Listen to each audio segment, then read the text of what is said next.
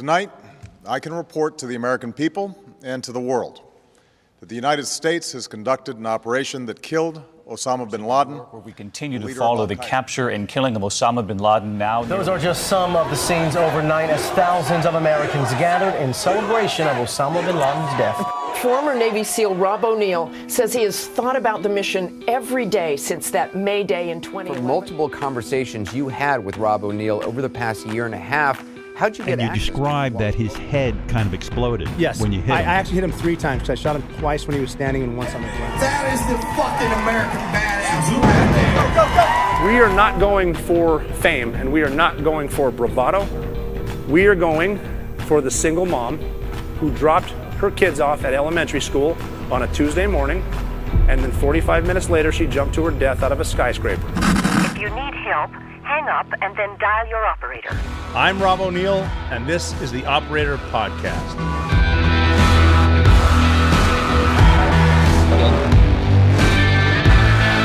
Welcome back to the Operator Podcast. I am your host, Robert J. O'Neill.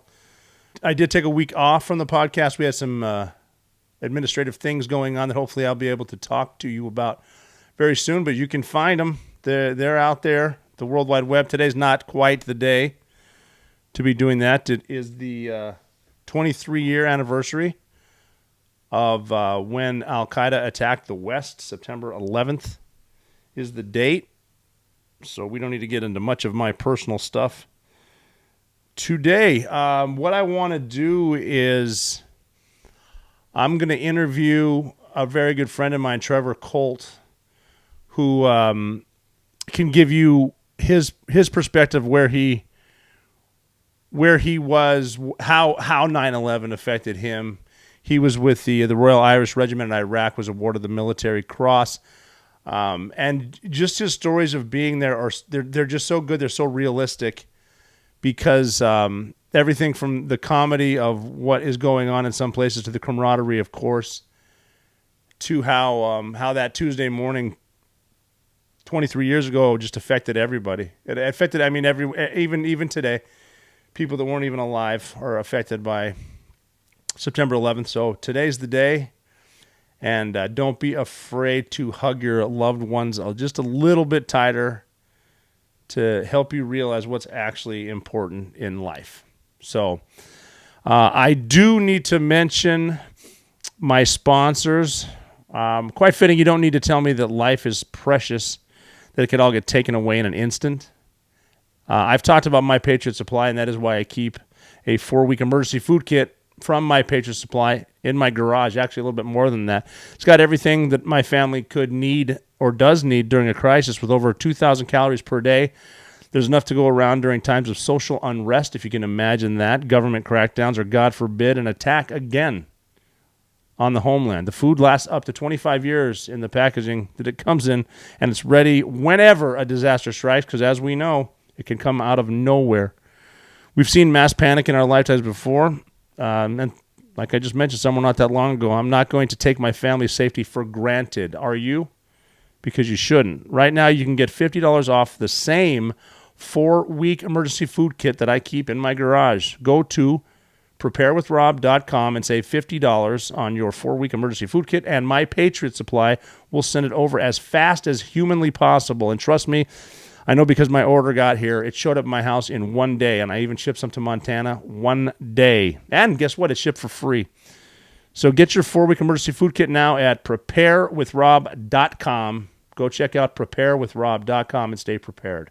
I also need to tell you about True Nutrition. If you're buying protein powder or other supplements, your one major concern should be some of the ingredients, because the supplement industry is not that well regulated, and many products on the market today have fillers and even other harmful chemicals in them. That's why I want to tell you about my sponsor, True Nutrition.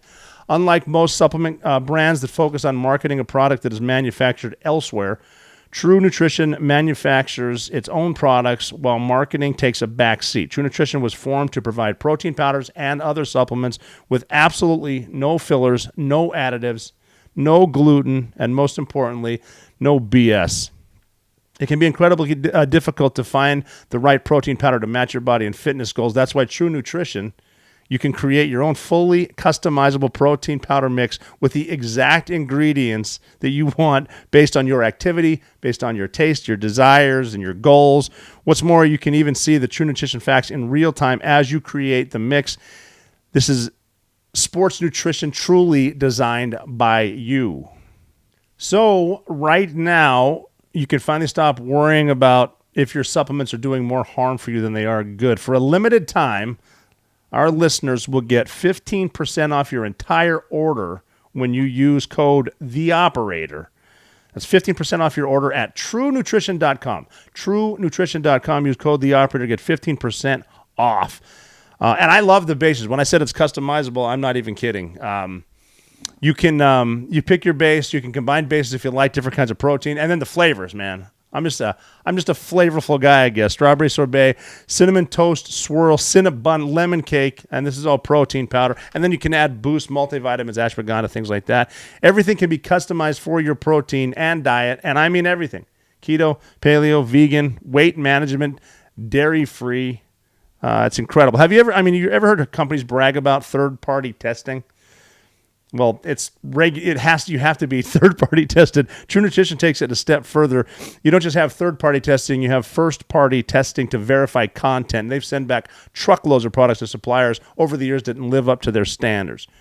True Nutrition's customized protein powder was so popular, they also released the ability to customize other stuff too. Your own greens, your own oatmeal. It's incredible. You can design it all from the bottom up, and you can start your morning off exactly with the nutrition and the taste that you're looking for. So for a limited time, listeners get 15% off your entire order. Code THEOPERATOR at checkout when you go to TrueNutrition.com. TrueNutrition.com, code THEOPERATOR, get 15% off. All right. I've got a special guest today, Trevor Coult. A damn good-looking guy and an overall war hero. I'm not sure which one you like better, but how's it going today, brother? It's going well. First of all, I'm going to say thanks, Rob, for having me on. It's an honor to be on The Operator. I watch it. I watch your guests with admiration. I mean, it's you have some awesome people on here. So I mean, you've done a good thing. I think it's awesome. Thank you. We do get some good people out here. I like to try to get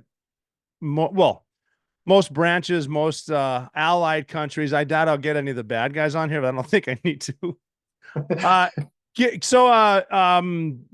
Can we just start with your service? Yeah, if you want. I want to know where I started, where it all came from. Yeah, I was looking up. Am I saying Ballybean Estate, correct? Yes, Ballybean Estate. It's a housing estate. It's a housing estate just outside Belfast. Staunchly Protestant and loyalist, which meant that whenever I was growing up, mate, a lot of the people my age joined different terrorist organizations, whether they were UVF, UD, Ulster Volunteer Force, Ulster Defence Association. You had the Red Hand Commandos. I mean, there was just so many variants of it. And if I had not have joined the military, I no doubt would have joined up one of them. You know, defend Ulster from all that nonsense back in the day. You know, but I'm glad I joined. Oh, yeah. I think you definitely made the right call. What can you give a little history on why those groups were there and you call them loyalists and what's going on? Because I remember when I saw you a little over a year ago, I think you mentioned that your mom and dad, one was Protestant, one was Irish, Catholic. Yes. Yeah. My mother is from a Roman Catholic family. My father is from a Church of England Protestant family. So it's sort of unheard of back in the 70s and 60s and 70s to have that, but they were both in the military, so it worked. So basically, this all goes back to 1690 and King Billy and cutting his hand off and claiming the land. The deployment of British troops in the 60s into Northern Ireland. It all started off when you had Protestants. I wouldn't normally say Protestants and Catholics. I'm going to say Republicans and Loyalists, which are the staunch people of the both religions fighting each other. The Catholic community asked for the Prime Minister to send over British troops to help keep things in order. And then it all went tits up. Some British soldiers were a little heavy-handed, but they were under threat. They're being shot at and blown up every day. So because the IRA, you had the real IRA, the IRA, the provisional IRA, the continuity IRA, you know, so many different elements of terrorism. And Protestants decided to have their own groups of men that would go and fight against republicanism. So different organizations started: UVF, UDA, Red Hand Commandos. I mean, there's the YCB, Young Citizens Volunteers. It was just organizations amongst the communities that wanted to fight each other and kill each other. And it was shocking at one stage. I mean, where I was growing up in Ballybean, there was never any trouble in Ballybean, but Ballybean was a staunch loyalist area. The end of the houses all had paintings of gunmen and stuff, all that type of stuff. And I remember playing football at the front of my house and just seeing a massive, large puff of smoke in the distance and then a massive bang. I used to hear the bombs going off in Belfast, and it was for me, my parents kept me away from it, so I didn't get to see this. I seen it on the news. It was on the radio every day, but I had quite a nice upbringing, and my parents shielded me from that nonsense. But my dad didn't get shielded from it because he was one of the first British soldiers deployed in Northern Ireland. He took part in Operation Mortarman and on different things in Belfast. He drove a Ferret Scout car, an armoured vehicle through Belfast streets, you know what I mean, back in those days. But then when he left, he joined the Northern Ireland Prison Service.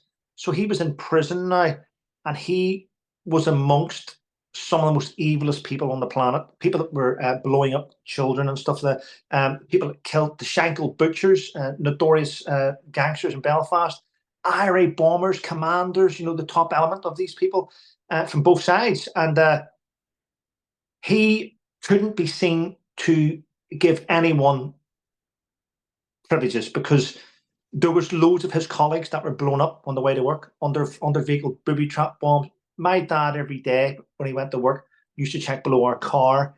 He had a gun. He did. It's just how they lived back then. He was fearful of traffic lights towards certain parts of Belfast because that's when they could hit you. And there was a lot of his colleagues were killed by the Irish. Some assassinated in front of their family. There's one thing I'll tell you, which the funny side of it was, my dad had came home from work. He had a PPW, personal protection weapon, and there was two men knocking on the door of our house in our estate. Now, my dad had been warned that they had done a search in one of the prison cells and they'd found my dad's name on a list of people that were going to be killed. The other people on that list had already been killed, and he hadn't. So there was one. It might have been an afternoon where I can't remember the exact time, but there was a knock on our front door, and my dad got me, my brother, and my sister, and he put us all in the back bedroom, and he got his personal protection weapon, load made ready, and went around the front of the house and had these two guys spread eagled on our front garden. One of them had pissed themselves, and he got them up. Turns out that they were Americans. They were Mormons coming. Oh, they're just okay. They're Mormons just trying to spread the good news, and all of a sudden, my dad was like, "You don't knock doors here, son. You don't come unannounced." Did it? Where they were American? They were Mormons. Oh my God, on their mission. That someone didn't give them a very good brief before you get there. What to not do? They were apparently they were dressed lovely. They were wearing suits and all, but it's because they were wearing suits and they were out of area. No one knew who they were. They stood out. You don't wear suits in a housing estate, knocking on front doors. I mean, you just don't. It's not seen. Oh, that's craziness too. I mean, and you mentioned the stoplight, like IEDs. I guess they would put them on the bars, right? Just match right in with the stoplights and the stop signs and stuff. Well, heading towards Crumlin Road, which was a notorious jail in Belfast, the Crum. They used to take the terrorists. There was a tunnel built below the jail. I think it's still available for tourists. Below the jail into the Crown Court, so that because in the past there would be people trying to shoot each other and stuff. I mean, Belfast was crazy at one stage. Oh yeah. So they had a tunnel built below the prison straight to the courthouse to take them straight in, so the public didn't have to see them. But there's traffic lights. If anyone goes to Belfast Prison now, it's now a tourist attraction. You drive past the jail, there's lights there. There was just so many lives lost at those lights because the lights were put there, and the houses in front, you'll see different houses near the lights where members of the Irish Republican Army and terrorists would lay there and wait for prison officers to stop at the lights and then assassinate them. Mm-hmm. So, yeah, crazy times in Belfast. Yeah, it seemed like it when I checked into to SEAL Team 2 in the 90s. we'd work with a lot of the SBS, and some of them didn't like us because like my name was O'Neill, and we had a Brennan, two Brennans, and they just didn't like. It's like, dude, I think I'm on your team. What the hell team are we on? Well, believe it or not, there are rumors linked to. We had a gentleman known as the Border Fox who used to shoot British soldiers on the north of the border and then slip into the south of Ireland. And it was always said that that sniper was ex-US Marine sniper. Wow, you're kidding me. With links to Ireland, you know. Yeah, I mean, they even yeah, there's some people especially like in the New England area too that were wildly involved with that. I mean, considering everything that was going on, I've heard stories that that was some. I mean, that stuff as brutal as Al Qaeda. Some of the stuff I've heard. Well, yeah, there's a few things that are terrible. I mean, we had a Captain Robert in Iraq. They say he was special forces. They say he was undercover. Doesn't matter. The IRA captured him, and they're still trying to find his body today. It's been about 40, 50 years now, but back in the day, it was said that they tortured him. They tortured him, and then they put him through like a sausage grinder, and they fed him to the pigs, mate. And it was, I mean, these are things. Now, there's one story that if I told you, I'm going to tell you now, but yeah, do it. Back because I watched it. I watched it take place. Many years ago, there was two soldiers, one called Derek Woods and David House, undercover, driving around Belfast. They were apparently, they had only arrived a short time before and they were getting used to the area. They were driving around and they happened to drive into an IRA funeral. They tried to get out. One of them had, I mean, it was filmed by an army helicopter who filmed it. And I take it, you know this story, do you? I did. That's the one I was talking about, but please tell it. They filmed them. They tried to fire off their pistol. The crowd got on top of the car. They shook the car. They took them away and they ripped them. They ripped them apart. I mean, they dragged their bodies over barbed wire. They cut off their genitals, and then they assassinated them and left them on. And that's what that is the evil side of the Irish Republican Army's terrorists. That's how much they hated British rule. That's how much they hated the British being here. And I can remember many years ago that a bit of that footage was on TV, and my dad and they were asking for people to come forward. My dad was sitting there going, "I know him. I've had him on the landing. I've had him on the landing. I know him. Yep, IRA commander." My dad sat back and knew who all these people were. But the thing is, the truth is, my dad took a step away from that because the fact is, when you name people like that, it's just, you know, you're signing your death warrant in Belfast. You really are. I mean, my dad to this day is still wary. He knows who all these people are. A lot of them, believe it or not, are now politicians. Yeah, I mean, crazier things have happened. I was going to say, what did happen with that? Because it peaked a while back. Has it died down or well, there's got to be some hard feelings still. There is a lot of hard feelings. You got to bear in mind that the government of the day, Tony Blair, who was the Prime Minister, he had the Good Friday Agreement, but he also had underhand agreements with organisations, which means today British soldiers are still being prosecuted today, especially Special Forces ones. Special Forces soldiers who killed terrorists are now being prosecuted because of a deal signed by the Prime Minister and Sinn Féin and other organisations. Most of the politicians from the loyalist Protestant part of the divide of Belfast, most of them that signed those deals now live in London's and they're lords. So, yeah, because I was even wondering, and this is a while back, but obviously 9/11 affected both your life and my life and a lot of other lives. How would they? When someone like President George Bush says you're either with us or you're with the terrorists, how would that have worked in with the IRA and with the Brits? Well, what you'll find is whenever that was announced by the president and it went worldwide, the IRA shuts up. They just went. They were silenced. I mean, there was nothing. They were still doing tit for tat shootings and things in Belfast, but they weren't getting media attention. Where it used to be front page news of the Yeah. Sun and the Star. I believe there was a denotice put on Northern Ireland not to mention what's happening, and it stayed away from the mainland, London. As far as they were concerned, they didn't care who was being killed in Northern Ireland as long as they kept it over there. Don't bring it to our door. So it just wasn't. It wasn't put on the news anymore. They just stopped talking about it. But I mean, it's still been happening. I mean, police officers and prison officers and soldiers are still under threat in Northern Ireland. Oh, It hasn't stopped. It hasn't stopped. Yeah, There's I just mean, no more bombs. yeah. I mean, because it seems like terrorists love a good show, and they want all the cameras there to see it. And if it's dying down, are they getting what they want, or what's their cause? And I mean, it's almost like some of it's got to be just because the funding keeps coming in from other places, so you need to keep up the act. Not necessarily the act, but just whatever your mission is, because you don't want to lose the funding. I think everything goes back to the almighty dollar. It does, but look at it this way, though. In Northern Ireland, Sinn Féin used to be the paramilitary wing, they used to be the sort of news media PR wing of the IRA.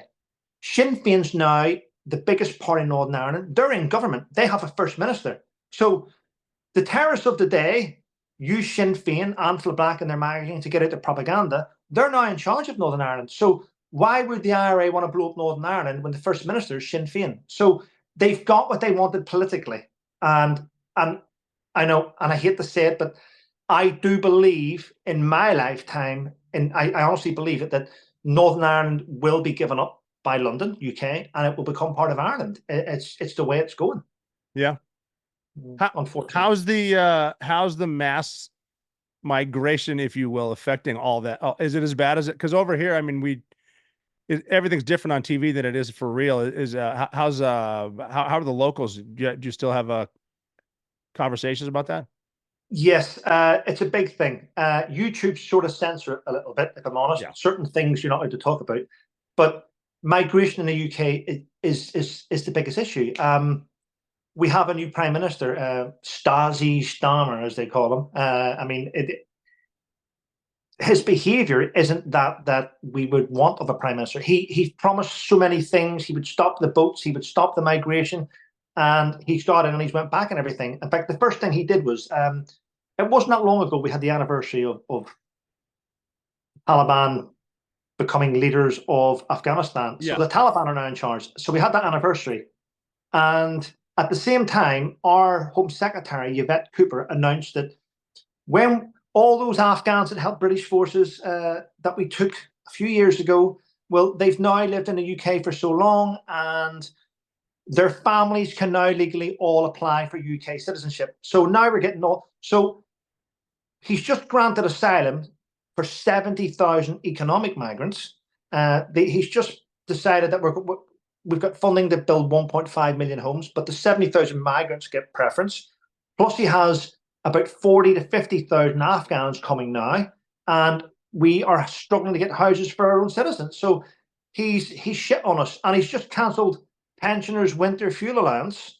But at the same time, our politicians are allowed to claim fuel allowance for expenses. So it's not looking good. Our politicians are shit, mate, if I'm honest. They're shocking.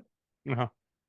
Yeah, it seems like instead of going around getting all stabby with someone, you'll get in more trouble for saying something in protest on Facebook. And I know you've had some issues on social media. They'll just shut you down. Well, I mean, Jesus, I think everyone knows about my issues on social media. So basically, first I'll point out that Estonia have got in touch with us and went, just to let you know, UK, just to let you know, in Estonia here, we've got dozens of empty jails, and if you want to lease them for your prisoners, how much will you offer us? I mean, Estonia, and we're like, what? But the problem we have with this is, if we say, yes, we'll use your empty jails for our prisoners, under the European Court of Human Rights, we have to provide transport for their families to visit them. It's going to cost us millions. So there's that happening. We are releasing people who have carried out loads of heinous crimes on the street to make room for people that post nasty words on Instagram and people that post shit on Facebook. I mean, I don't know where it's going. Yeah, I was just wondering if it was really that bad, because it seems like it's that bad, and it's I mean, even videos that I've seen of, I mean, people that have been to Afghanistan realize it's a lot different than the West. And so a Yeah. lot of these people, they're not coming over to the Western parts of the world just to assimilate. They literally, I've seen videos that come over with, not uncommon for one dude to have 3 wives and 10 kids, and then they're all on the government's teat for whatever, whatever reason a politician promised somebody something in order to stay in power. But it seems like that would start to, I don't know, bankrupt a country. Well, it is. I mean, we are skint. We are skint. We haven't got enough money to go around, and I'm dead. This sounds awful. I mean, I'm dead against a lot of this foreign aid shit. I'm dead against it. I mean, we're getting tens of thousands of people arriving. They need housing. They need shelter. They're getting free dental, free.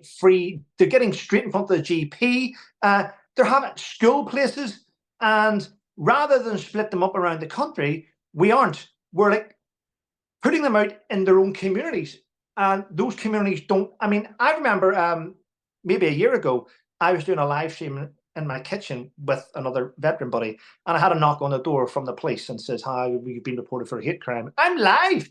I said, "I'm live. What are you on about?" You said, I said, "You were talking about an incident called Bajabaki." I said, "Bajabaki. Oh yeah, that's where every Thursday night in Afghanistan the men groom the children." I says, "I've seen it. It's a fact." And he went, "Well, it's a hate crime. You've been reported." I says, "Do you understand?" I said, "Have you ever been to Afghan?" He went, "No." Do you know the culture? No. I said, "I suggest you read up on it, because what you're doing here is you're inviting tens of thousands of Afghan men to live near where you live." I said, "Have you got a daughter?" He went, I don't want to." I says, "Well, listen, if you have a daughter," he wouldn't tell me. I says, "You're inviting these people in your area." I says, "And you know what? And the thing is, they're probably great people, but they have different ways of life and different culture, and it doesn't interact with what we do. And that's a hate crime. You can't discuss. You can't tell the truth. It's a hate crime, Rob." Yeah, I mean, it almost seems like too, and I think I've brought it up, that you can't tell the truth because you risk offending idiots.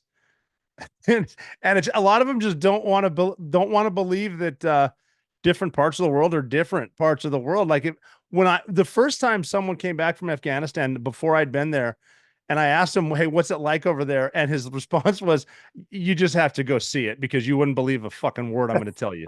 You wouldn't believe it." Well, And the Baku Bazi thing too, like that's a real thing on Thursday night, man. That's I've seen it. We've taken down targets before where you got a bunch of grown men, a bunch of little boys dressed like little girls, and a shit ton of Vaseline in the room. It's pretty bad. Yeah, I mean, it's shocking. But it's not the worst thing I've seen. I think the worst thing I've seen, not in life, but I mean out there, was a group of ANA soldiers running stoned off their tits, with carrying their weapons back to front, going to assist you in a contact. You're like, really? Stay there. Stay there. They'll pull some wild cards out. Okay, but before we get too into Afghanistan, I want to back up to you said your dad was able to keep you out of the terrorist groups. What can you go a little further into that? Growing up. Well, he knew people from his job and his role. Clearly, they knew who was in charge of each housing estate. You know, which terrorist commanders were this and who was there, and he knew things, and he sort of steered me away from it. I mean, I got involved in sports, as you probably know, and I did judo. My dad would drive me all over the country. He kept me focused on a sport, so I wouldn't do that. And so I did martial arts and running. Two things that you need to do, because if you can't beat them, you need to run, Rob. So two things that you need. That's true. I've always said that. Why walk when you can ride, and why fight when you can hide? Exactly. Yeah. So, so the judo, you got pretty good at judo, but then you got disqualified because you for fighting. You've got to learn to sort of, either fight or flight, either fight or run. And I was good at both of them. But there's always someone bigger than you. So that's the case. Yeah.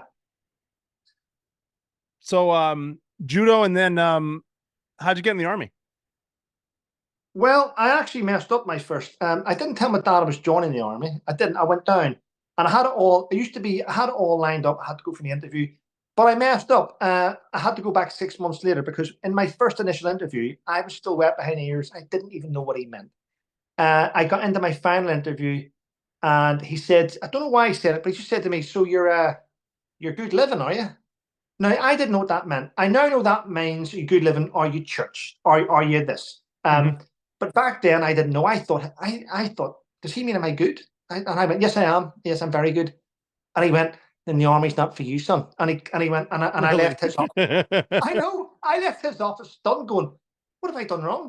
Yep, because I said I was. He took it that I went to church. He said, the army's not for me. So I had to go away and get a job for 6 months, and then I went back.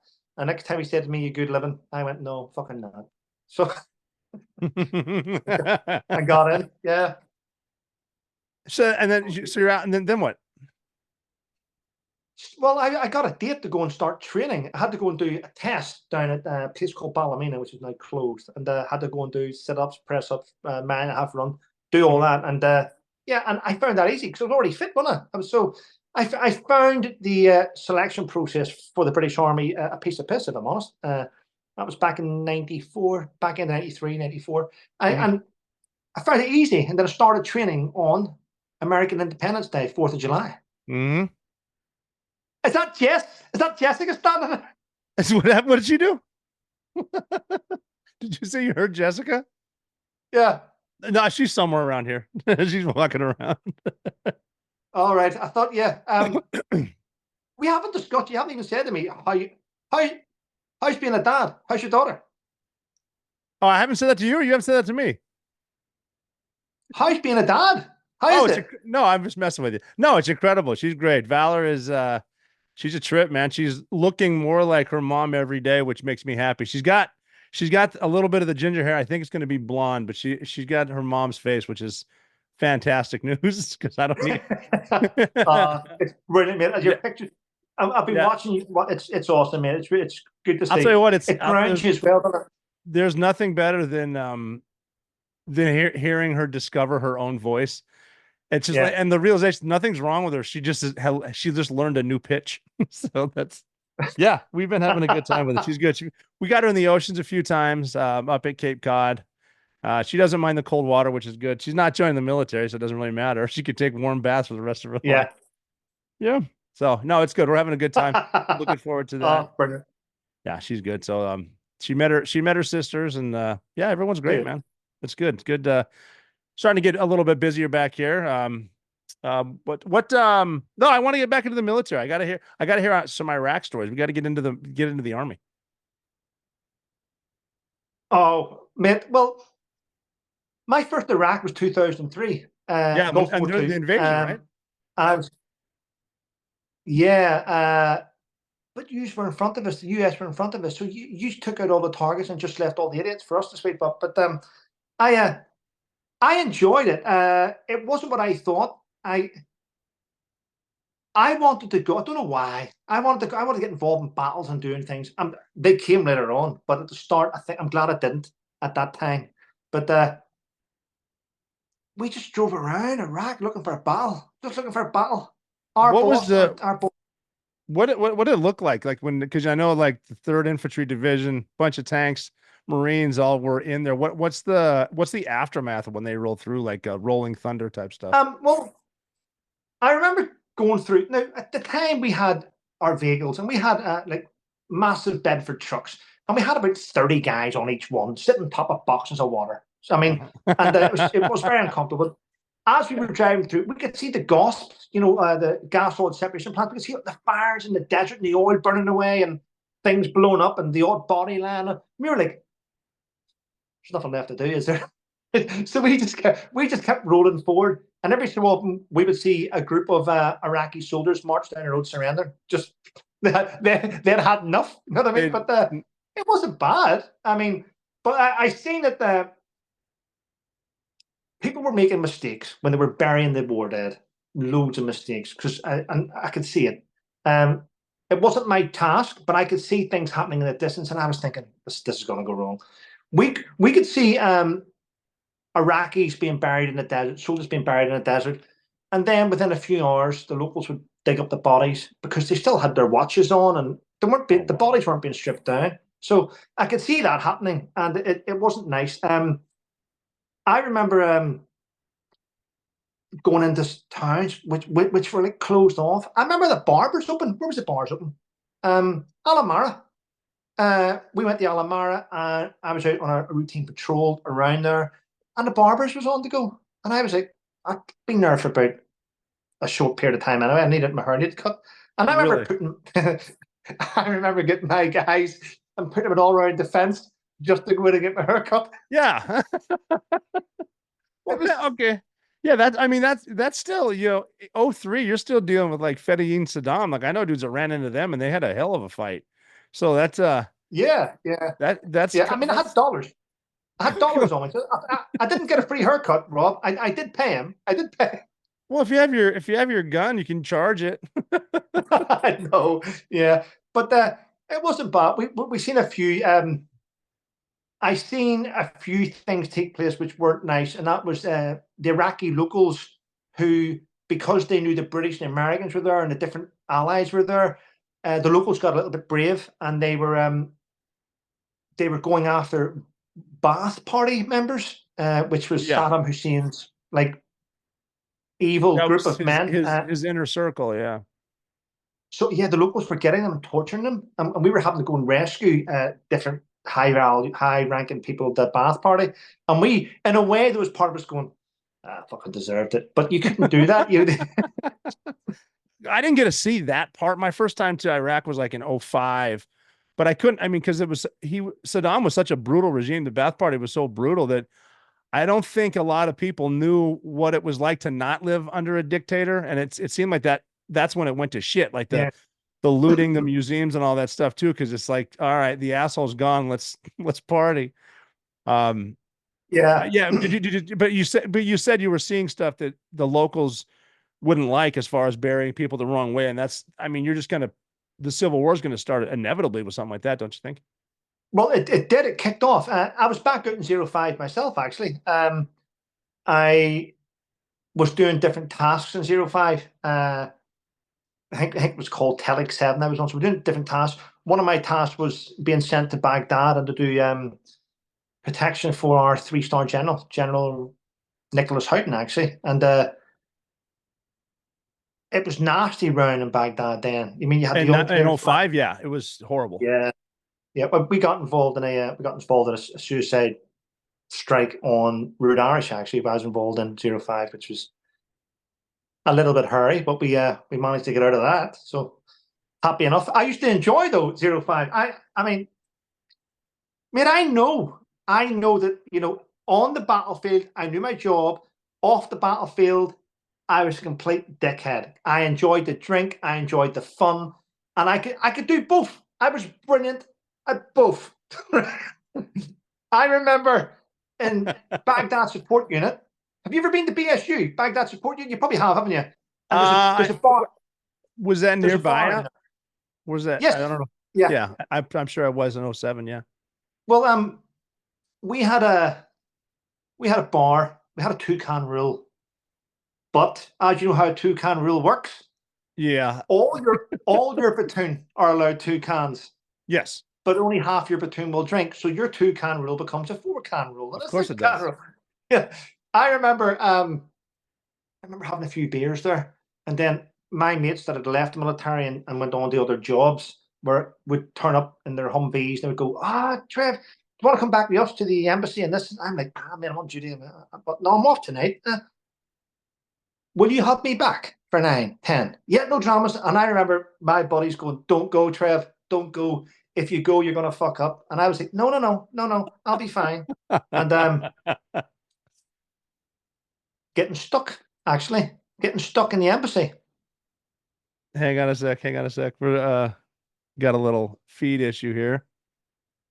Give me half a second. Let's look at what's going on. I think this is paused. Yeah, let's see here. It just froze on me. It says recording, so let me just I'm going to pause this for a second. It paused there, but all right. Let's see. All right, we're recording again. We had a little issue there, but I'm sure we'll figure that out. Okay, what were we just saying? I was saying that I was a dickhead out of camp. Oh, yeah. What was the name? No, What was I the had name a. of the bar?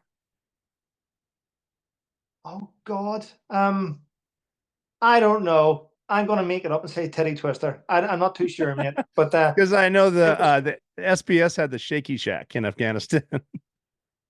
all right. Well, this one we would have a lot of guys coming in from doing different ops, and they doing different types of black ops and things, and they really enjoyed it. They would come in and have a few beers, get pissed. We had a guy from the cavalry. He would come in, wear his big cowboy hat, and there he would with his guitar, cowboy boots and guitar. He would just, yeah, it was fun. So they Enjoyed it. told you not to go because you'll fuck something up. I'm assuming something bad happened. Well, I got away with it. People that were with me know this story. I think I've mentioned it before in the podcast, but I said, now I'll be back. My 2IC was a guy called Alan O'Driscoll.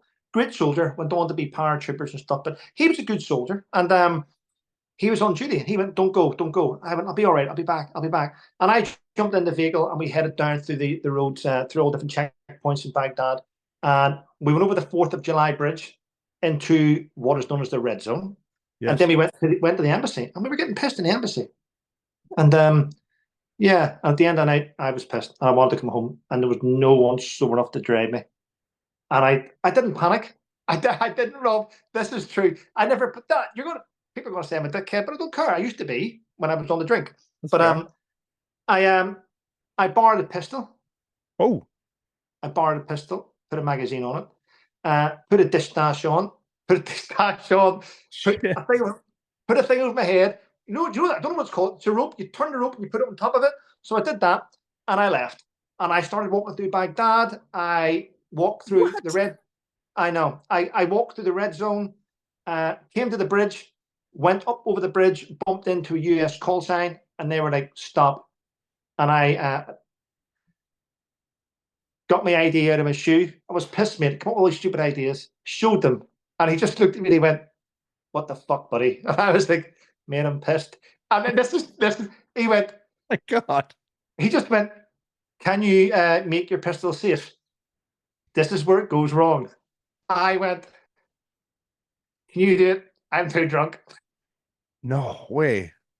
They stuck me in the Humvee and they drove me back to the gates of Baghdad support unit. And yeah, got in for the night. And yeah, how do you link up with your guys then? What do you do? well, I got dropped off at the gate of BSU, went to the gate, and the OD was like, are you okay? I went, yeah, just drunk, gonna go to bed.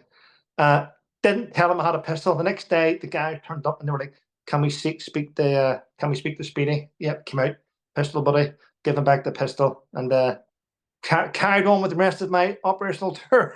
No shit. That's one of the craziest stories I've ever heard. You're literally walking through Baghdad. Yeah. That's not a good idea. That's how you end up on one of them internet videos with an orange jumpsuit on.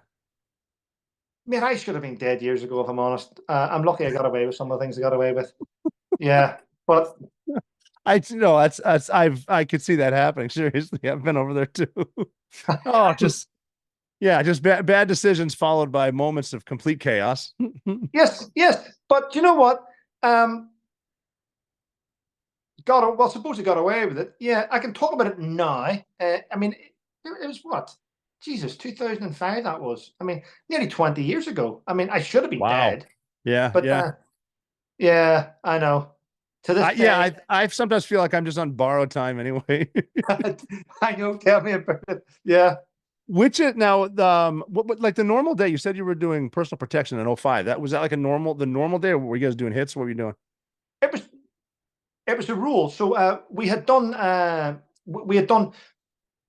about 5 different tasks, like a circle of different tasks, and the looking after the general, taking him around different locations was our last task. Because I remember we used to sit there and we get briefs, and he needed to go to different places, so we'd jump in the vehicles and we'd make sure he got from A to B, and yeah, his personal security. But that was only 6 weeks, mate. So I did six or 7 weeks of that in Baghdad, and then I remember coming to the last week of it, and our boss sat us down. He went, right, guys, just to let you know, it's kicking off in Afghanistan.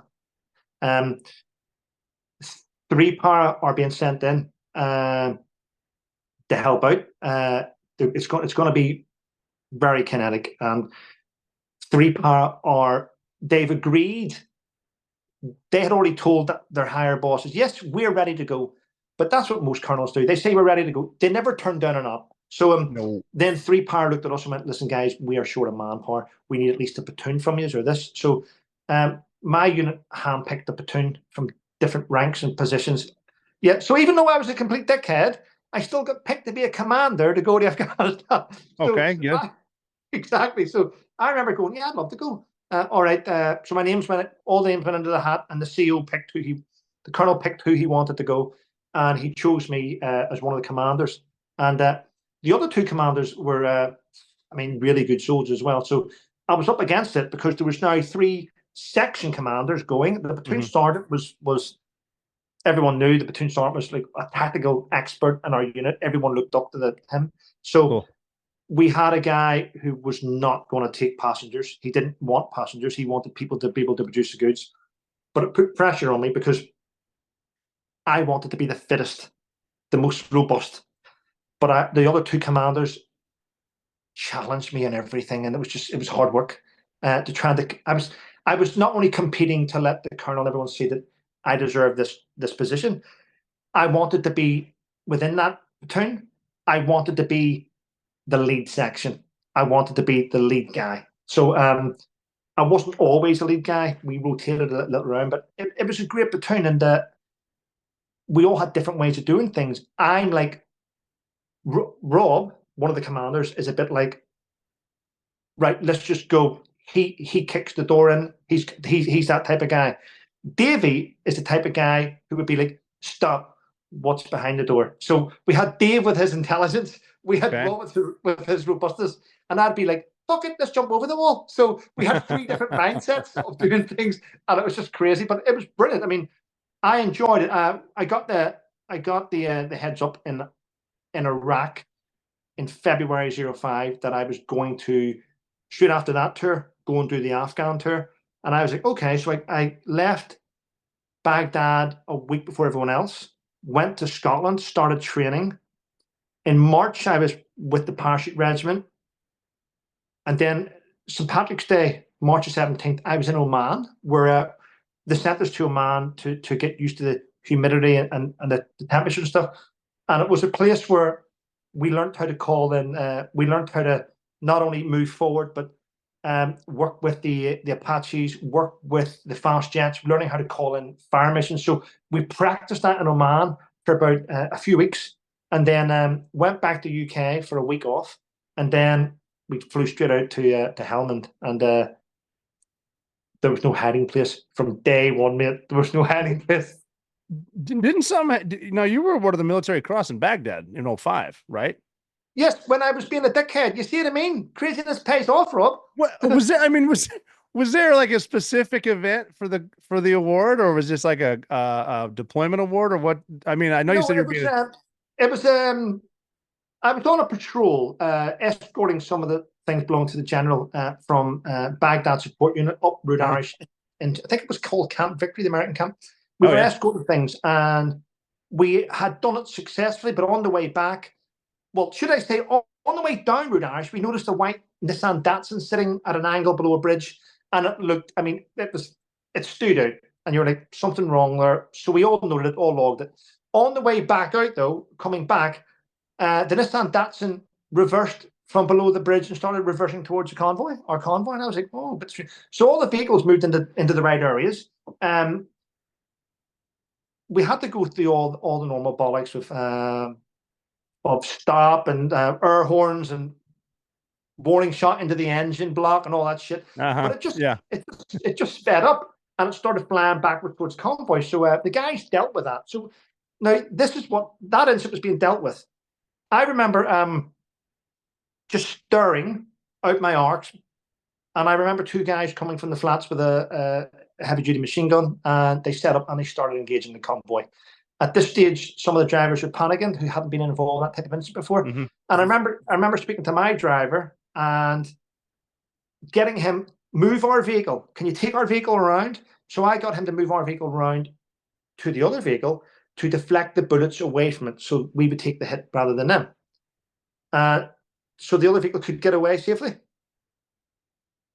I didn't mind our vehicle moving around into the killing area because we had armor just to take the flak. So they, and then I remember I just dealt with the threat. I just eliminated the threat, mate. That's all. It wasn't anything massive, but it was my first. It was actually the first time I'd actually eliminated someone. So it was a weird day, but yeah, I think it was that night I went on the piss across. That was the same night. I think it was. I can't remember, but yeah. Yeah. Well, I mean, you're making it. You sound very humble, because I know that like gunfights in the daytime in Baghdad, they can be a little bit chaotic. I mean, what's the sound like? What kind of threats are you dealing with? You're dealing with militia type personnel who want to eliminate you, and I mean, to be fair, I had confidence in all the team members. I mean, the guys are outstanding. I mean, this is why you have that feel good factor. I don't care what happens today because I've got you, and you doing it with me. And as long as they're with you, mate, and they're all brilliant at what they do, then to be honest, it's a weird thing, but the adrenaline takes over, and there's no fear. There's no fear. I mean, whenever you do something like what you did, whenever you do something, you get that moment of fuck. And then it's and you're back in it again. But you get the element of a bit of fuck and the breathing bit, and then once you get a grip of yourself, the adrenaline takes over. You don't realize what you've achieved until you're back in, and you're still super hyped on the back of that heli until it lands, and you walk off to an area, and then it's like fuck, and then you feel like you want to collapse because the adrenaline's gone. The adrenaline's gone. Yeah. I found that and there's nothing wrong with being afraid, because fear can make you think clearly, but it seems like the fear is before you do something, not while you're doing it.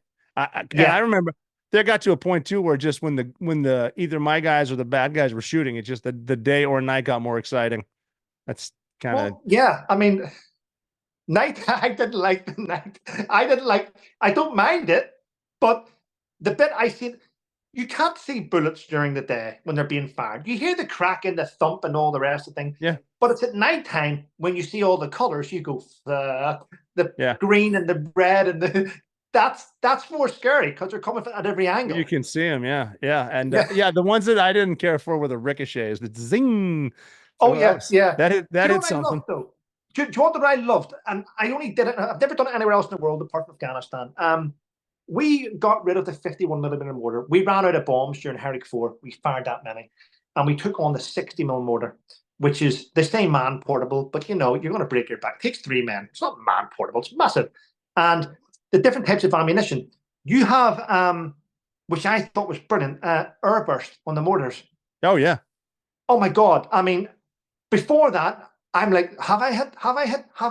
And then see, once I discovered airburst, every time I wanted that 100-meter spread, boom. It's just, you can't miss your target with the airburst. It explodes just above your enemy, and everyone's getting a piece of that shit. So airburst, whoever designed that needs to be promoted to president. They are brilliant.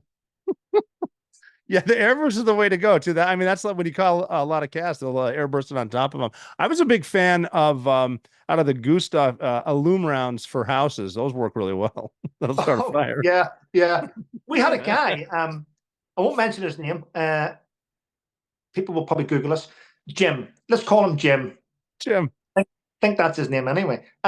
So we had a guy wanted to come out to Afghanistan. I mean, he was tactically sound. He wanted to come out, but there was no position for him.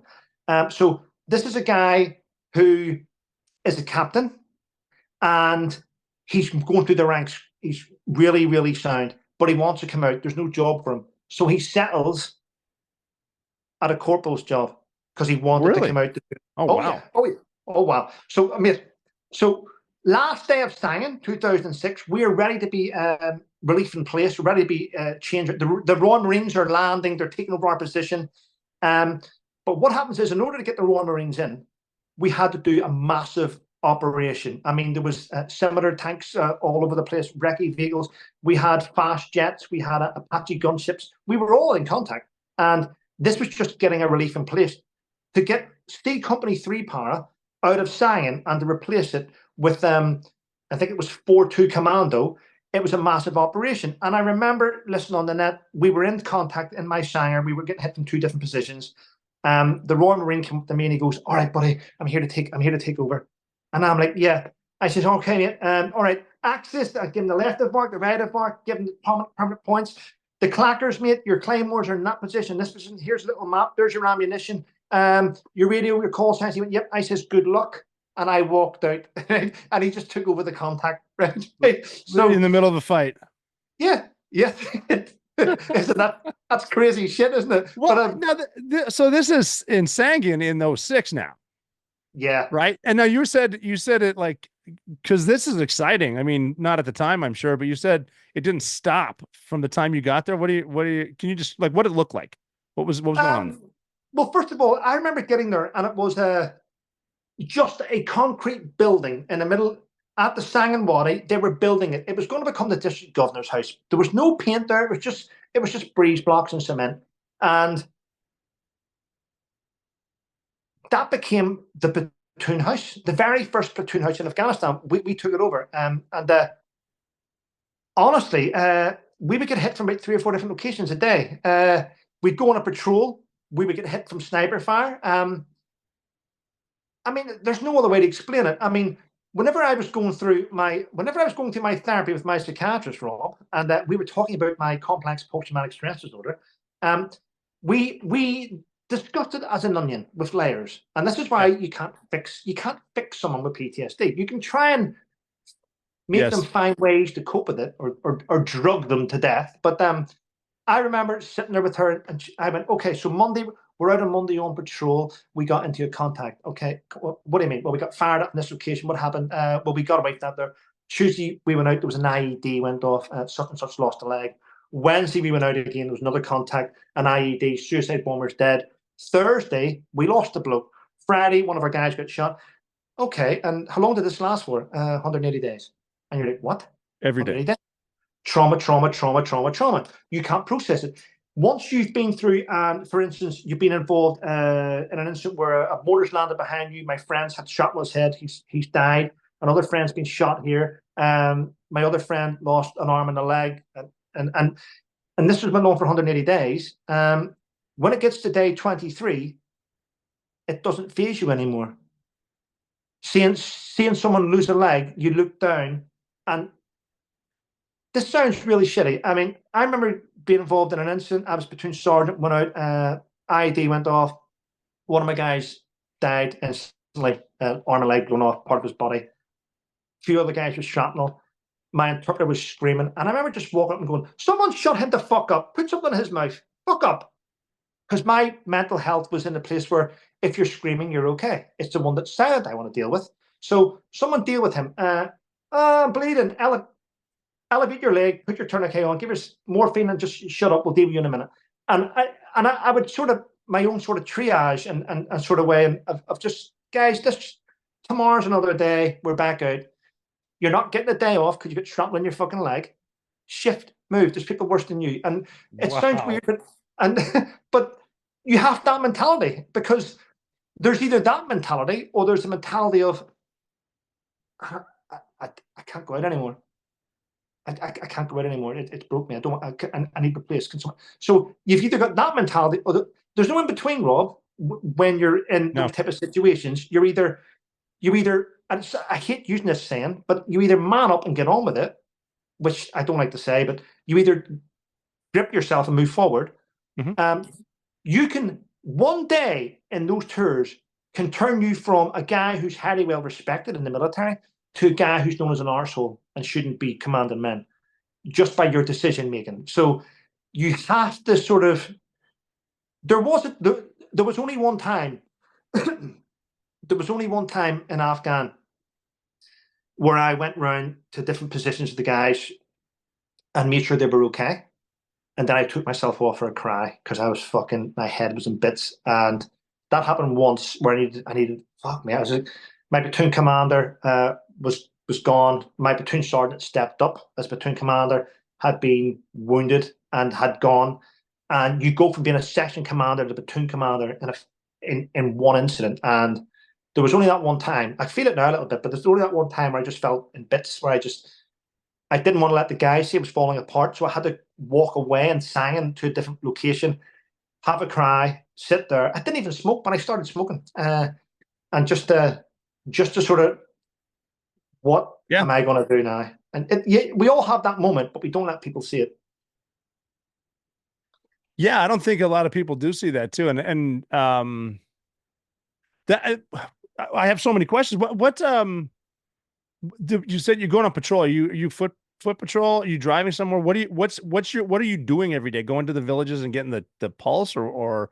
Well, we were in Sion. Every day for me was a foot patrol.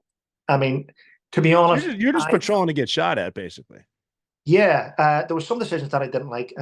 For instance, we kept getting tasked, go and do this, go and meet the village elders, take money. I got $15,000 in my pocket here to cash winning CWA fund, cash winning activity fund. So basically trying to bribe the locals to give us information, that type of shit. And most of the time it didn't work. It was just like, do you want money? Just free money. Yeah.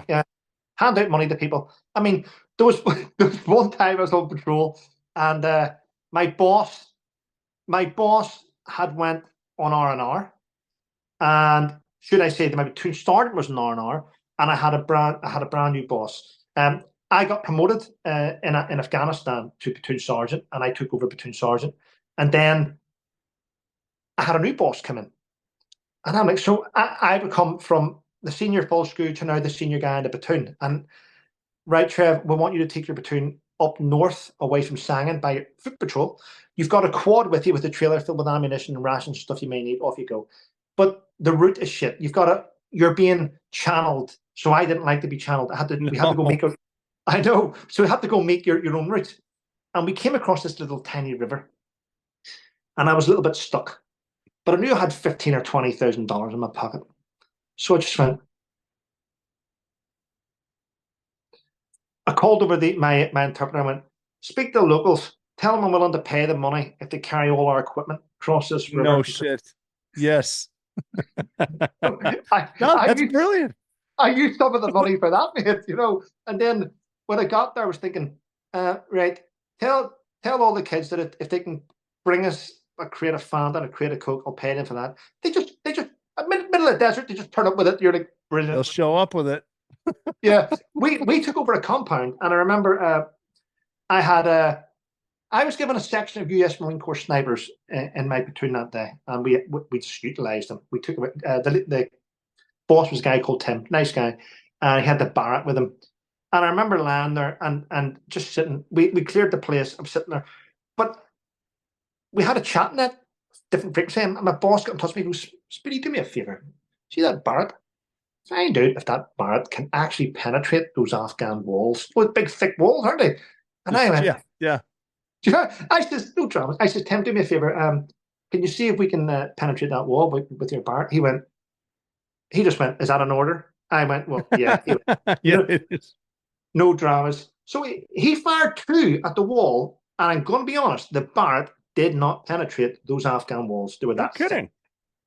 Yeah. Wow. Probably at the top, but at the top of the walls, top of the compounds, easily go through it, the Barrett.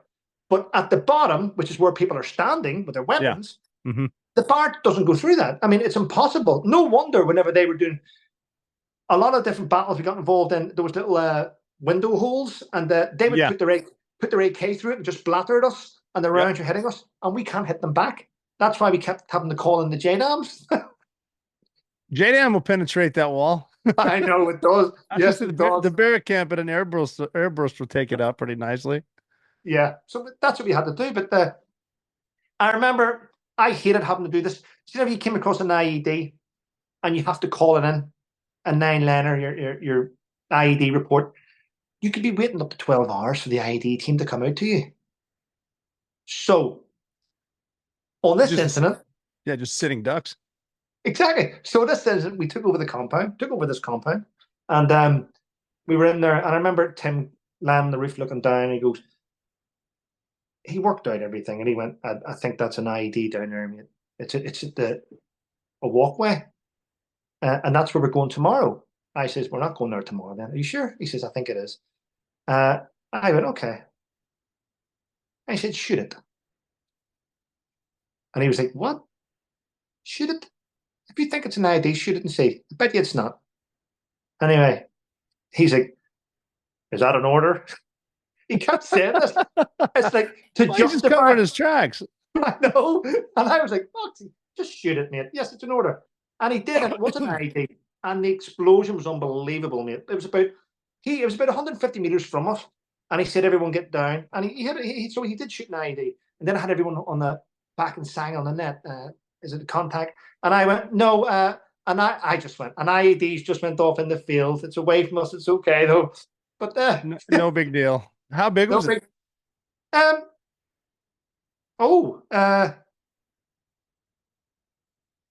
Like a motorbike, an explosive of an IED and a motorbike going off. Okay. It would have killed someone easily. Oh yeah, but, yeah. We chose not to go that way the next day though. We chose that's to go smart. different. Yeah. Yeah. That's yeah, because I was just trying to. We talked earlier about different cultures too. When you even go in there with what we think is a good idea to like build schools and stuff, they'll just ask, why would you build us a school when I can teach them how to take care of the animals? I don't need a school. They did kind of get that one right. Plus, they weren't prepared for it anyway. Seemed like. But yeah, well, I remember being in Gresh, a place called Gresh, and we were staying there for a while. And one of our tasks one day was hearts and minds bullshit. I didn't like it, mate, hearts and minds, because to me it's one in the mind, one in the heart. Deal with them. But the hearts and minds was going out and trying to give influence to the locals. The locals didn't want you there. They really didn't. No. We went to a school on the outskirts of Gresh, and we had some colonel or brigadier with us that day, and we were handing over footballs and pencil cases and pencils and books and shit. And I remember the crowd started to build up, and I was standing there and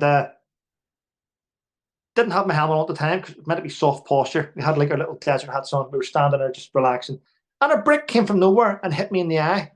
And mate, I was like, I lost my sight a minute. I was like blind. I said, what the hell? Next thing you know, because of that, okay, everyone get their helmets on. And I remember, God rest soul. I spoke to you anyway. My 2AC at the time was a guy called Luke McCulloch.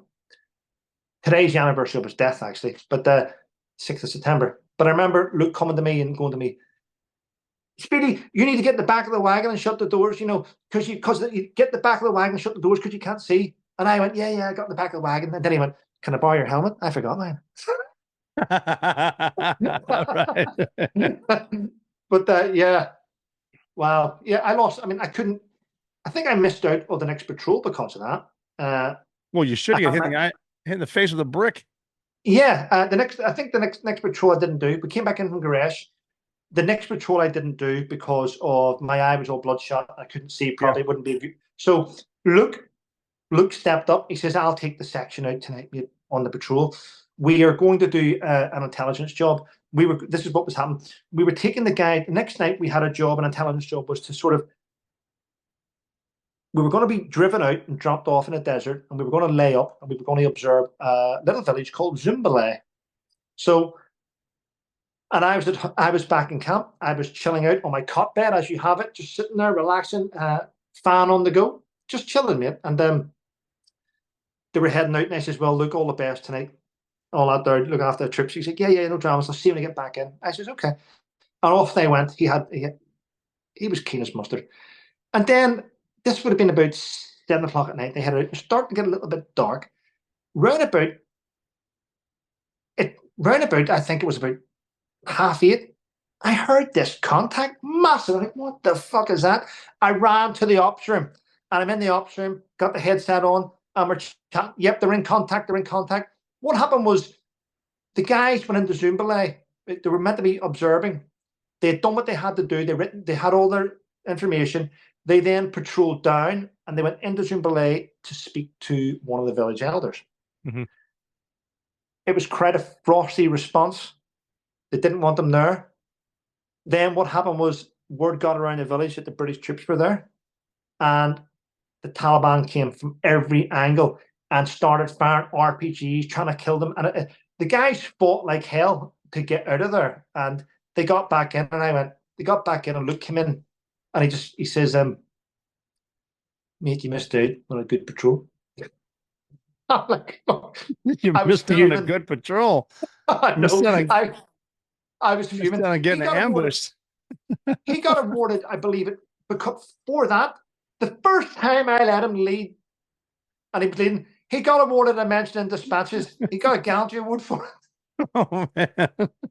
But well deserved though. I mean, I'm sure. Yeah, that's insane. That's just putting it out there. Again, that I'm not familiar with a lot of the patrolling stuff too, but I've been to those mountains, and it's a different planet. Those are just different mountains. And like you said too, just the way that they can vanish and come back with a case of Fanta because you had cash on you, like that would happen. It's crazy, isn't it? Yeah. Yeah, I remember telling a dude about Walmart, trying to explain what a Walmart was, and then like a week later, every fake store out in town was either Walmart or Best Buy. Just made up shit, selling cigarettes and pirated DVDs and porn. I used to make shit up. I mean, that U.S. Marine sniper team that we had, I think there was eight or nine of them that came to us. But and he used to like going out on patrol with me. Tim did, because he knew that. He said, "I like going out on patrol, you Trev, because you never know what's going to happen." And I'm like, brilliant. Anyway, we did there was a convoy going through Helmand, and I got tasked to go and secure an area so the convoy could get through.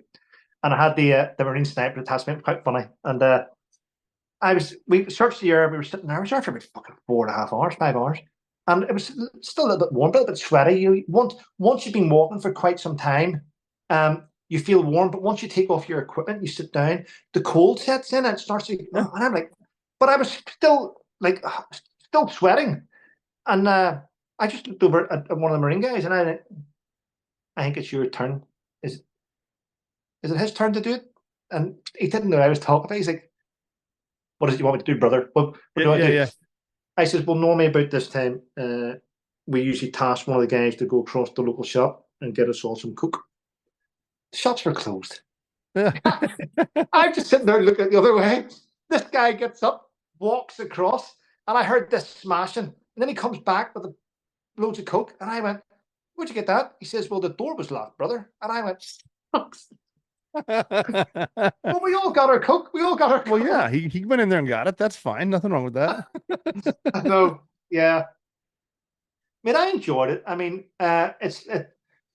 when I look at the fun side of it, I enjoyed it. The downside was worse than the fun side, but I mean, some of the things that I'd say was just unbelievable. I mean, we had an officer. As I told you before about the PTSD, I mean, every day there was something happened. It was traumatic. There really was, and I deal with it now. Don't get me wrong. The same way you do, mate. You know, we just try not to look at it and think about it. We just move forward. But these podcasts help because you're so even if you're talking about it, you're getting it out. You're getting it. I agree, and I've said. If you're having a bad day, call someone. And if you're having a good day, call someone. And even recently I've had like a bad day and I'm like, I don't want to call someone because I don't want to bother them. But it's like, gee, that's exactly what you need to do. Yeah. I had some, I remember being out on patrol, and whenever you've got men below you and you're in charge of people's lives in your hands, you have to make decisions every day. And you can't, there's no room for mistakes. There's not. You can go away for a little cry or do what you need to do, but you have to come back. You have to grip yourself and move forward. I remember I had a new boss come out, a guy called Drew. Can't remember his second name. Second lieutenant, straight from Sandhurst, brand new officer, came out. So he was the most junior officer in our company, and we were based in Sangan and Helmand, and we were having a tough time. And we had a senior guy. When I say senior, he was a 2-pip lieutenant, but he was going to be a captain. And he was doing watchkeeper on the radio one night. And I said to my boss, my second lieutenant, I said to him, "Boss, get in touch there. And just remember that at 6 p.m., you've got to get in touch with 3 Alpha, Sergeant Major, and read out the replan that we have to give him All right. I said, I've written it all down because he was going to be on stag because me and the boss were doing different stags to take the pressure off the troops. We just did all the stags, radio stags. And I said, at 6 o'clock, you'll be on stags, boss, and just make sure you pass that through to Frankie. He's waiting on it. He said 6. Anyway, so I'm lying there and I'm monging, I'm awake, but I'm just chilling. And I heard him go on the net, going, hello, Zero, this is Katie's 20 Alpha or whatever, replaying. And this guy was on the net and he was saying to him, Katie's 20 Bravo, we are fully aware. We will get back to you when we are good and ready. Out. And I thought that's a bit fucking rude. Not just the way I was thinking, but I thought it's a bit fucking rude. My boss just sat there. Yeah, okay. Get back on the fucking net and tell him. 3 Alpha wants you to speak to him at 6 p.m. sharp. Get back on and ask for 3 Alpha. So he did. He got back on. He asked for 3 Alpha. He says, Henry's 20 Alpha. I think I just told you we will speak to you when we're ready. Do not call again. Out. And I was fuming. At this stage, I'm give me that fucking radio. And I'm like, Zero, this is 2-1 Bravo over. Hello, Zero. This is 2-1 Bravo over. Nothing. He wouldn't answer me. So now I went, fuck you. I got in touch with this different. I called in all different singers, front gate, Sanger 4, and every one of them was going, we can hear you loud and clear, right? We can hear you. And so I knew he was avoiding me. So I got back on the Zero. I went, Zero, stand by when we come in. And I remember fuming. And I actually sat and spoke to my boss away from everyone. And I went, listen, don't ever let anyone fucking speak down to you ever again. Don't do that. Because, you're coming across as weak in front of the troops. Don't do it. I said, you need to show up. I says, I'll deal with it. So as we went into camp the next day, first thing we do was all unloaded.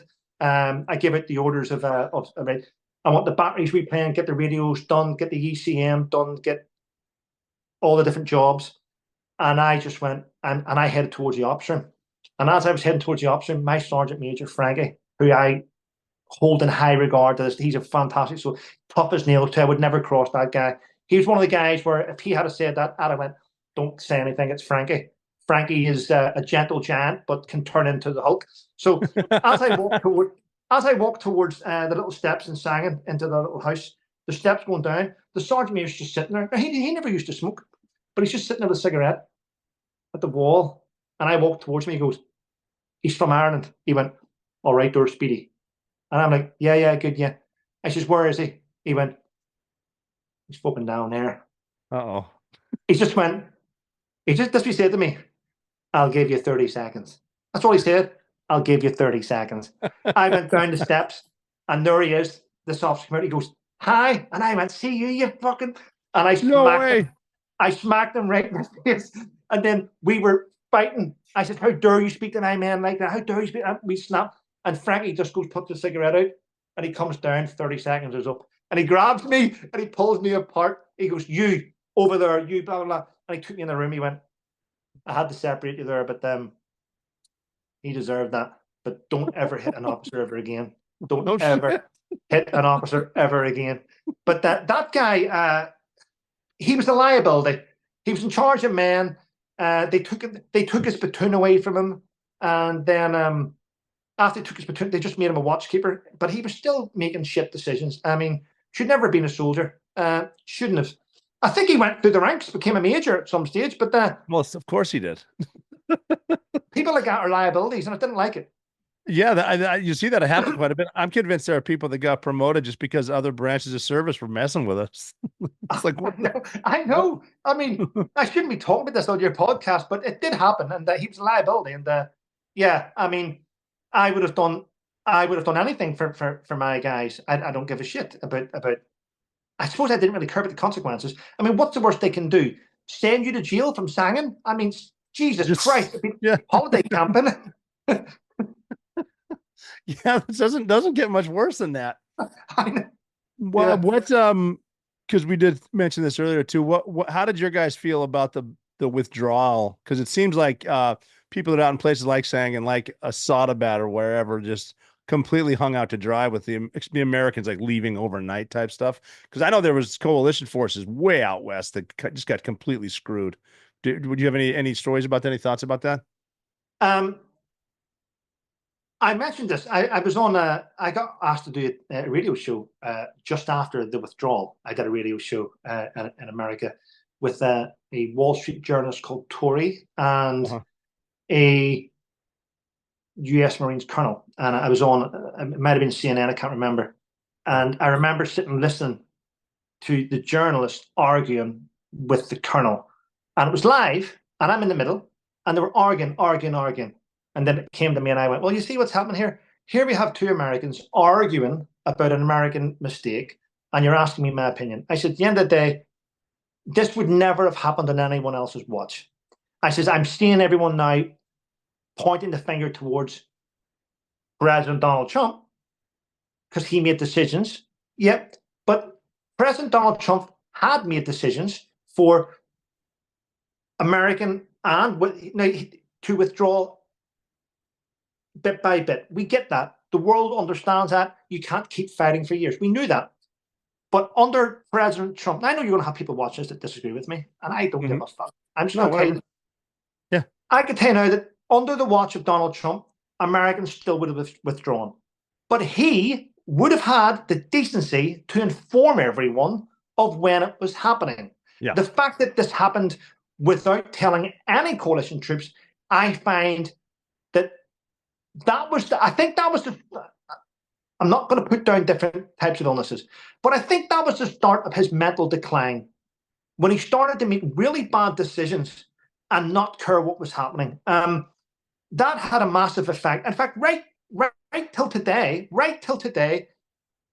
Vice President Kamala Harris and President Joe Biden are still saying that no serviceman died under their watch, which means they're turning. I find that as the cousin and as your coalition, and I find that insulting to ignore the 13 different U.S. service personnel that died during that withdrawal. He's ignored them. In fact, I've been watching videos over the last maybe a week, 2 weeks of families of the members coming up and saying about, and it's disheartening. Now, from an outsider looking at America, the world puts America on a pedestal, and rightly so. You develop so much, you do so much, you really do. Under Joe Biden's presidency, people don't have America on a pedestal anymore only because of the White House administration, which is completely abysmal. Honestly, you don't have a world leader now. You really don't. And I've watched recently Kamala Harris, how she addresses Americans. She addresses white people differently. And when she addresses, I've seen the videos. Mm-hmm. Hello, y'all. She talks down to a black audience. It's insulting.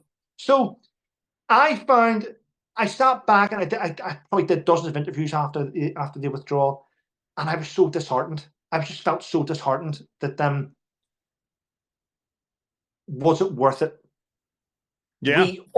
We give American women, American children, we give we give Afghan women, Afghan children, we give them a taste of what freedom was like. A taste, yeah. Mm-hmm. And then we snatched it from them. It was a hard pill to swallow, man. It was a hard pill to swallow. It is. Yeah, it is. It's hard to tell veterans of that war, especially because you can't think it was in vain, because when it comes down to it, I think you're fighting for the person right next to you, not necessarily just this overall political agenda. So people who fought in that war did a fantastic job. It just sucks to watch political decisions that affect so much, and just to throw it away just for an anniversary is just, even there's going to be arguments about, we knew you had to negotiate with the Taliban eventually. That's just how it was going to work out. I think it was going the right way, but just to sneak out and not tell anybody. And then think about it. There's stuff going on there now, places where we both were that we can't even describe. Just the analytics of everyone that worked for us, and you have digital copies of who they are, their fingerprints, their pictures. I was just going to talk about there. We biometrically enrolled, millions of Afghan men. We had them on the system with all different parts of them. And the idea, when I look at this, with a mature head on, which is very rare for me, I look at I've this been and I there. go, I know, I look at this and I go, okay, so what we were doing is we were going out to these areas trying to bring in high value targets to prosecute them. They all walked anyway, but the whole idea was to bring them all in for, I won't say interrogation, we'll say to exploit them. We would bring them in to exploit them, and we would try and change their mindset. Change their minds. The British, the Americans, we're not going to kill you. We're not. Look how we give you new prayer hats and new distashes, and we give you brand new prayer beads. We give you a Quran. We're feeding you really, really well. We're giving you Skype to speak to your family and laugh and go, all right, tell. So we were changing the mindsets of these people, and then we would release them back out. And we were hoping that they would spread the message. No, they're not going to kill us. They're here to help. And we would change it all. And we did it for like 10, 15 years. The plan was to biometrically enroll everyone. So we knew who they all were. And but every time we brought them in for capture, we would question them, change their mindset, and send them back out. They're still Taliban. But the whole idea was over the 10, 15, 20 years was to bring in as many as we could, change their mindset, and send them out. So we knew that whenever we were ready to hand over to the Taliban, it would be a different mindset Taliban. That was the whole plan.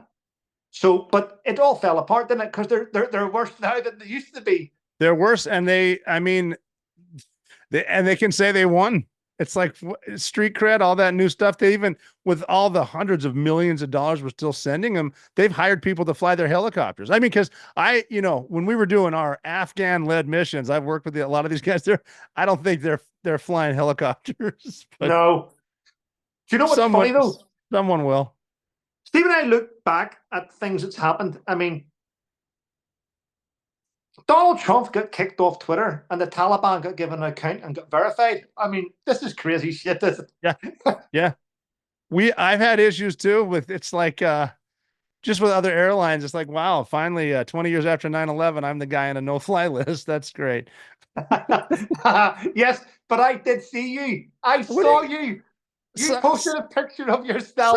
Sometimes you're not as funny as you think you are. Right? And I know. I chuckled. There's Rob on the flight. Took his mask off. I wanted to explain. I have like 7 masks with me. I'm just pointing out that whatever. That's in the past. But that's the problem you have though, because whenever you've got 200, 300, 400,000 people follow you, there's always dickheads there.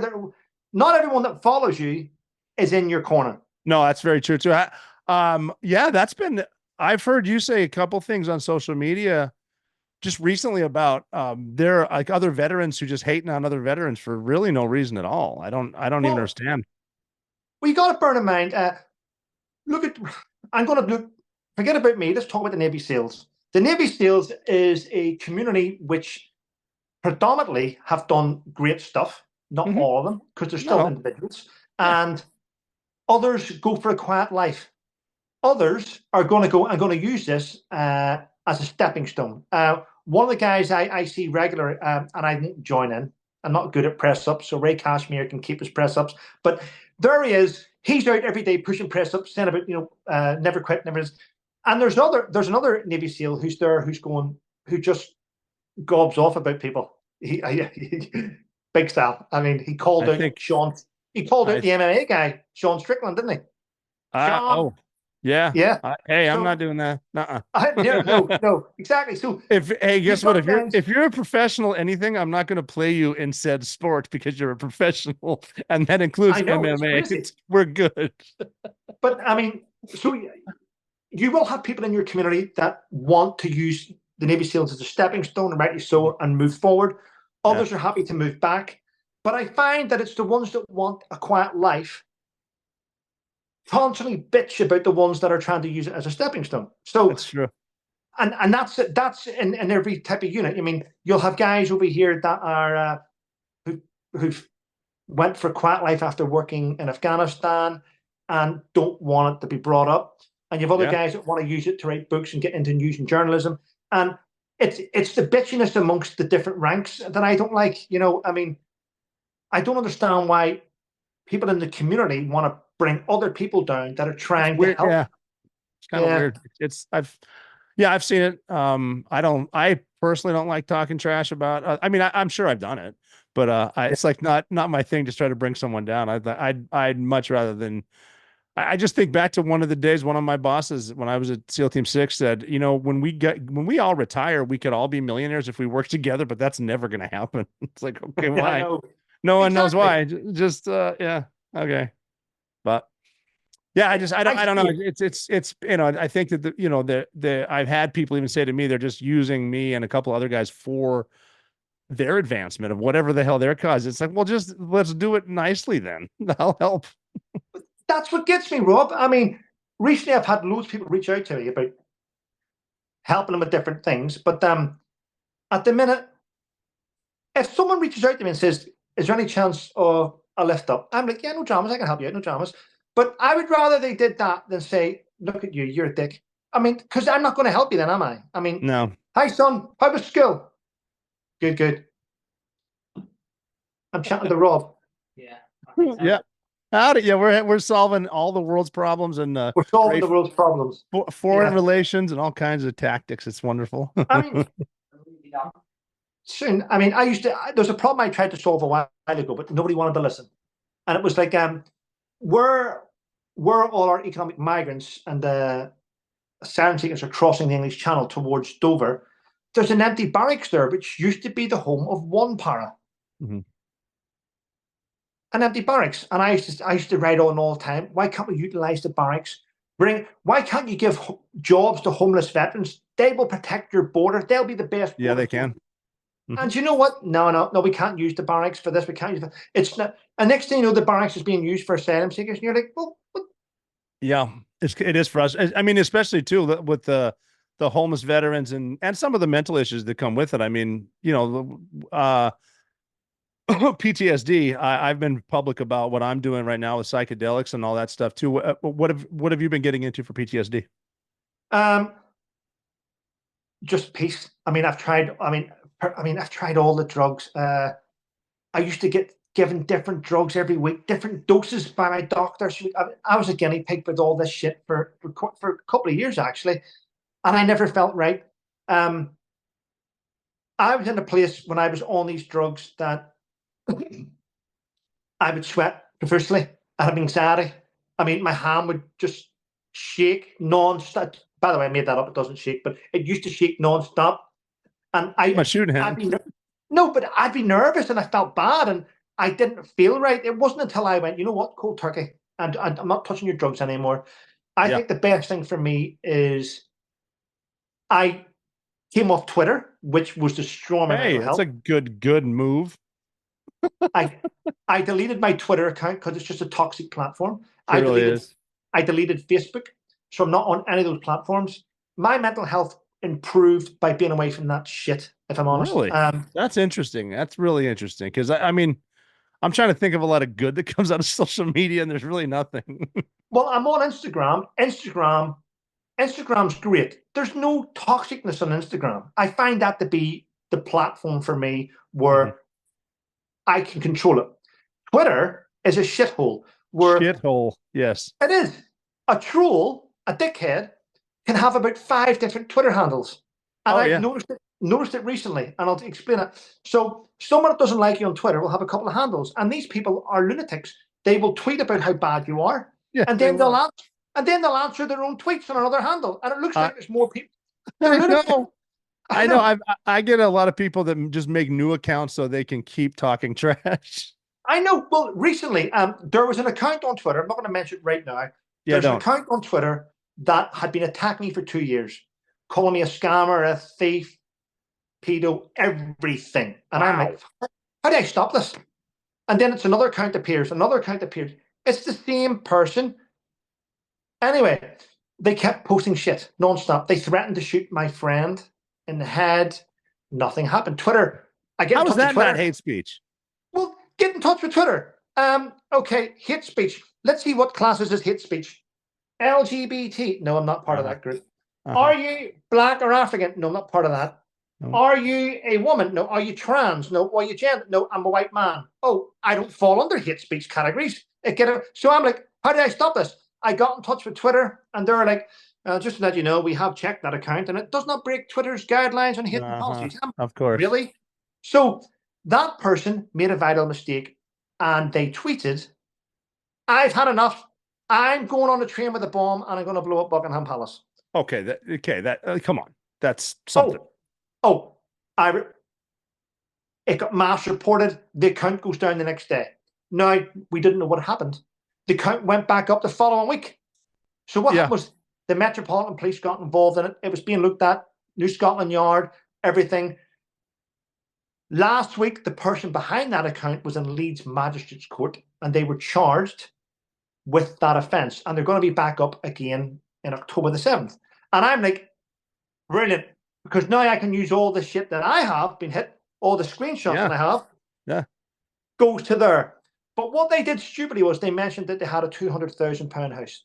And I'm like, that's great. That's probably about the same amount of money I've lost on revenue on YouTube because of this person. So there's a lot of us looking at this. The police are looking at it. I was on the phone today to a specific individual in the police, and there is things happening. It's in motion. So what happens is, and I've now learned this, when someone is attacking you on Twitter daily, 10 times a day, it's hard to put a stop to it.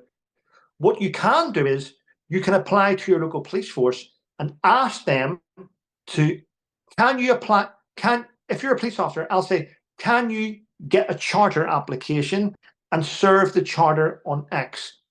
If they say, yeah, I can.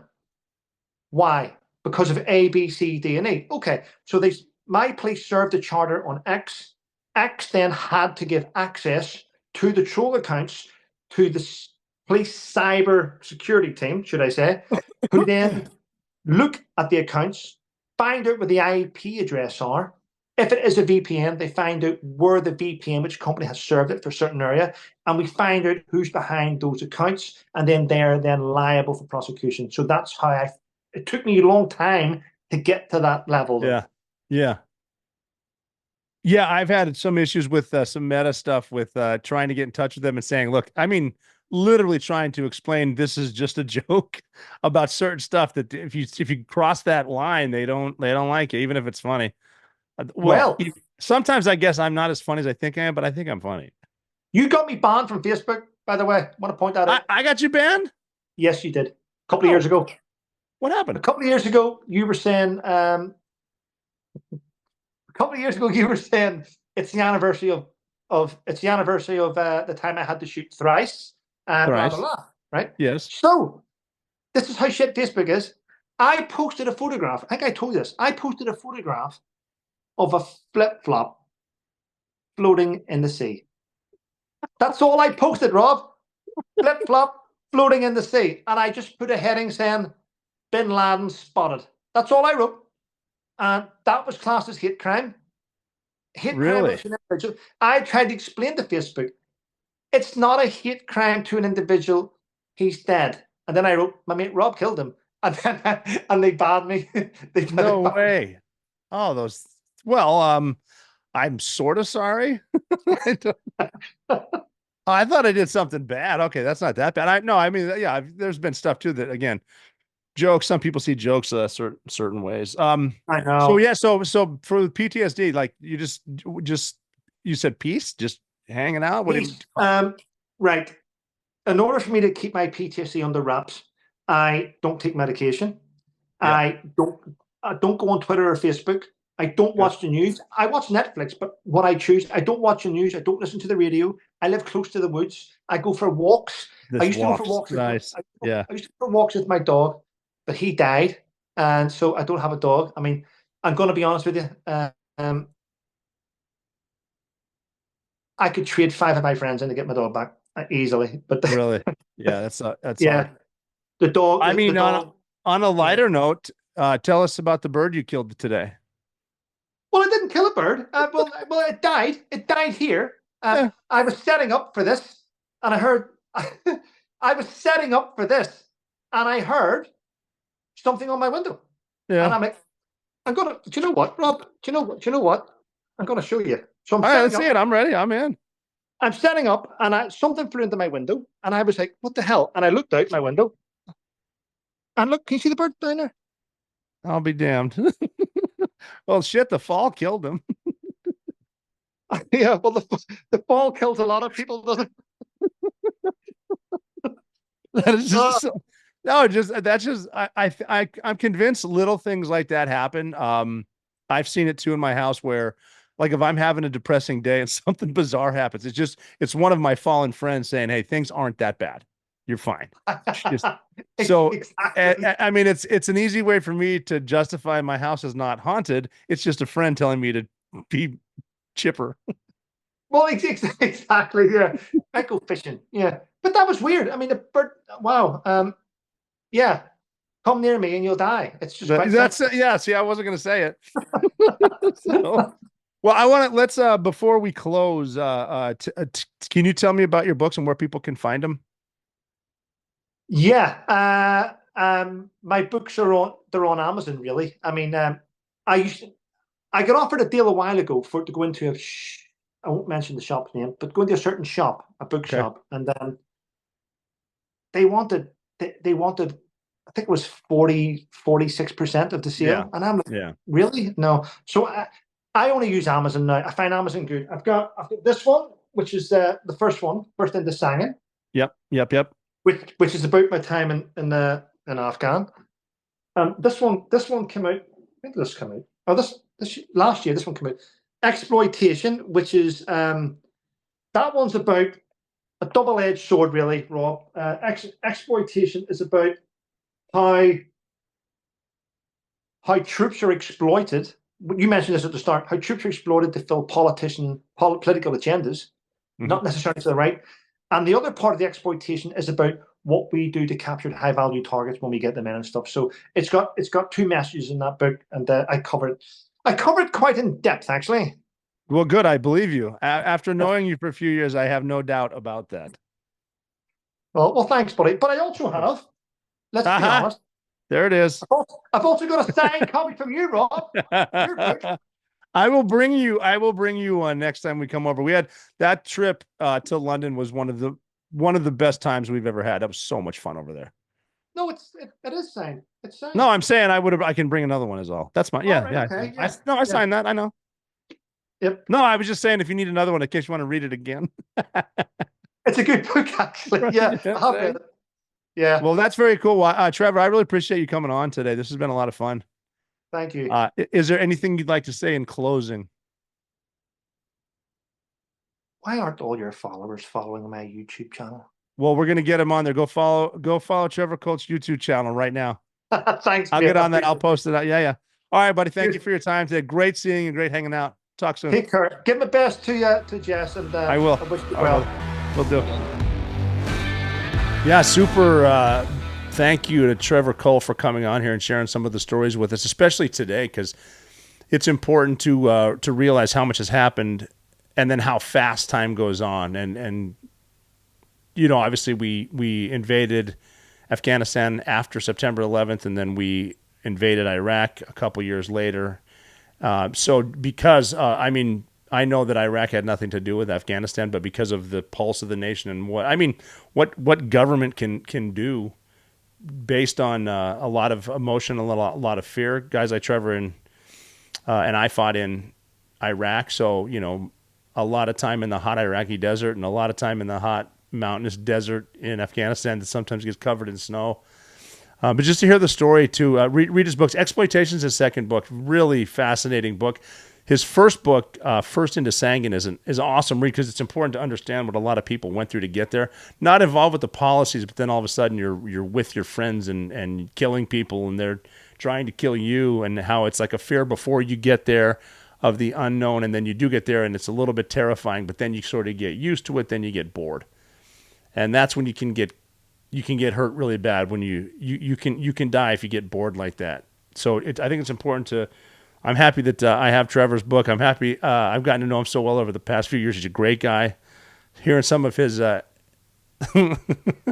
his exploits on and off base at certain times is hilarious. So I hope you enjoy it. And I can't thank Trevor Coult for coming enough.